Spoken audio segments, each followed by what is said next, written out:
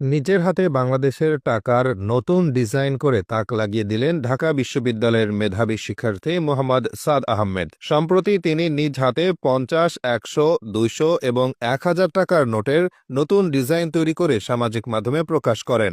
তার তৈরি এসব ডিজাইন রীতিমতো আলোচনার ঝড় তুলেছে। নতুন টাকার নোটগুলোতে রয়েছে আধুনিক ইউরোপীয় শৈলীর ছোঁয়া, সূক্ষ্ম নিখুঁত কারুকাজ এবং দৃষ্টিনন্দন রঙের ব্যবহার।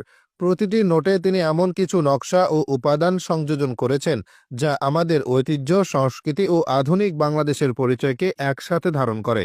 নোটগুলো দেখতে এতটাই নান্দনিক যে অনেকেই প্রথম দেখাতেই মুগ্ধ হয়ে গেছেন। এই শিক্ষার্থীর সৃজনশীলতা প্রমাণ করে আমাদের দেশের তরুণ প্রজন্ম শুধু মেধাবী নয়, বরং শিল্প ও ডিজাইনের ক্ষেত্রেও আন্তর্জাতিক মানের কাজ করার সক্ষমতা রাখে। অনেকে ইতিমধ্যে দাবি তুলেছেন এমন ডিজাইন বাস্তব অর্থনীতিতেও বিবেচনায় আনা উচিত। আরও বিস্ময়ের বিষয় হলো এসব টাকার নোটে যে ইংরেজি ও বাংলা লেখা দেখা যায়, যেমন বাংলাদেশ ব্যাংক, ৫০ টাকা বা 50 টাকা, সেগুলো তিনি একেবারে নিজ হাতে কলম দিয়ে অঙ্কন করেছেন, একটিও কম্পিউটার, প্রিন্টার বা কোনো ধরনের ডিজিটাল যন্ত্রের সাহায্য ছাড়াই। অথচ তার লেখা এতটাই নিখুঁত ও পরিপাটি যে প্রথম দেখায় কারও বোঝার উপায় নেই যে এগুলো হাতে আঁকা। দেখলে মনে হয় যেন কোনো আধুনিক প্রিন্টিং মেশিন দিয়ে ছাপানো হয়েছে। এই দক্ষতা ও ধৈর্য সত্যি অবাক করার মতো। প্রতিটি লাইন, প্রতিটি অক্ষর এমনভাবে লেখা হয়েছে যে তা পেশাদার গ্রাফিক্স ডিজাইনারদের কাজকেও টেক্কা দিতে পারে। তার এই হাতের কাজ শুধু নান্দনিকতায় নয়, শিল্পকর্ম হিসেবে আলাদা সম্মান পাওয়ার যোগ্য। বিশেষভাবে নজর কাড়ে তার ডিজাইন করা ৫০ টাকার নোটটি। এই নোটে তিনি অঙ্কন করেছেন একটি গরুর গাড়ি ঠেলে নিয়ে যাওয়ার চিত্র, যা সরল গ্রামীণ জীবনের বাস্তব প্রতিচ্ছবি।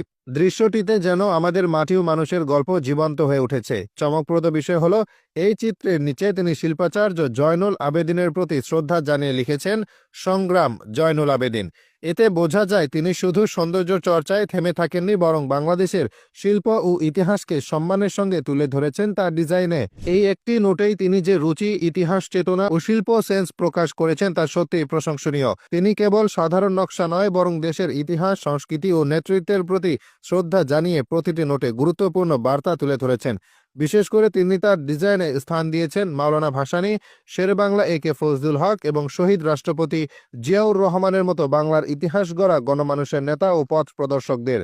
তারা ছিলেন এমন সব ব্যক্তিত্ব যাদের নেতৃত্ব, সাহসিকতা এবং জনসেবা আজও বাংলাদেশের রাজনৈতিক ও সামাজিক ইতিহাসে গর্বের অংশ হিসেবে বিবেচিত।